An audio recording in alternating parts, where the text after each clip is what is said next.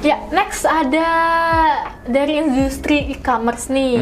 Yang ketiga ya, di Betul. zaman serba digital ini kan kebanyakan orang cenderung berbelanja online kan ya, daripada Iya. offline. Setuju. Ya, karena kan, Lebih mudah. Iya, betul, Nggak perlu betul keluar banget. rumah, paket tinggal udah nyampe. Iya, betul banget. Nah, berarti kan untuk menggunakan e-commerce ini kita perlu mencantumkan atau memasukkan data diri dan alamat Iya, kita kan? betul. Nah, tapi kamu percaya nggak kalau data kamu itu aman? Percaya sih, karena kan ada cookies, ya kan? Ada persetujuannya. Kenapa ya memang? Nah, kita bahas nih dari case salah satu perusahaan platform e-commerce. Oke. Yang sudah kita ketahui, pastinya kan platform e-commerce ini mengumpulkan data pribadi user untuk kepentingan pengelolaan akun dan layanan pelanggan ya kan. Nah, tapi ternyata perusahaan ini juga mulai menggunakan data pribadi itu untuk tujuan pemasaran ke pihak ketiga. Pihak ketiga. Iya, tanpa persetujuan yang jelas dari usernya. Nah, kalau kayak gini menurut kamu, mereka melanggar prinsip apa nih? Sama sebenarnya seperti kasus kesehatan tadi. Perusahaan ini melanggar prinsip batasan tujuan. Karena data pribadi pengguna dapat dipakai untuk tujuan lain, yaitu pemasaran ke pihak ketiga. Nah, perusahaan harus mendapatkan izin atau persetujuan dari pengguna sebelumnya.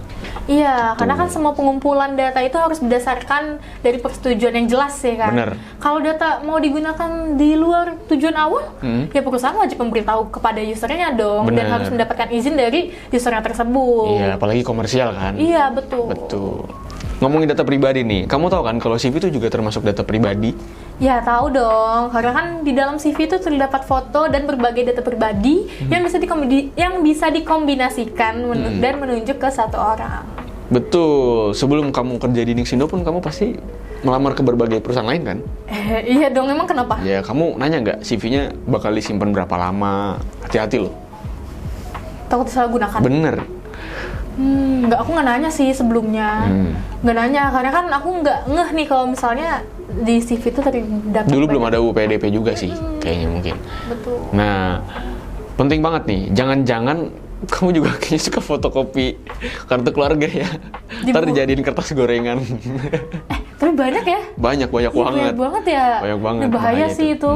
Nah, ngomongin CV nih, semisal kita tahu kalau misalnya data yang ada di dalam CV itu disalahgunakan, apa sih yang bisa kita lakukan?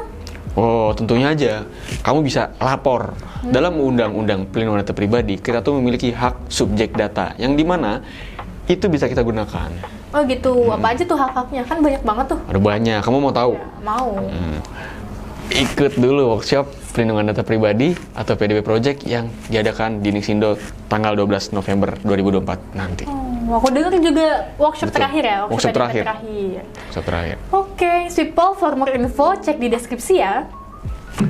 Lanjut, di beberapa kasus interview nih, ada Betul. tuh perusahaan yang minta KTP daripada kandidatnya. Padahal kan itu masih di tahap interview ya. Bener. Bahkan ada yang mengumpulkan informasi sensitif seperti riwayat medis tanpa izin. Itu termasuk melanggar prinsip apa sih?